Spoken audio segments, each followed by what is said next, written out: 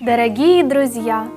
Много лет в выставочный фонд Финно-Угорского культурного центра Российской Федерации входит персональная художественная выставка Николая Фомина «Природа и народы». Она часто экспонируется, каждый раз привлекая внимание посетителей. Николай Фомин из Кирова. По образованию он биолог-охотовед, и тема северного леса в каждой его работе.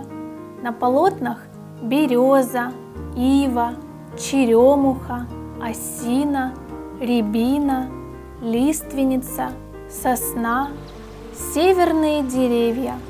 Они напоминают художнику красивых женщин, разных, нежных и смелых, воинственных и мягких. Схожесть человека и природы, их гармоничное сосуществование – основная тема картин.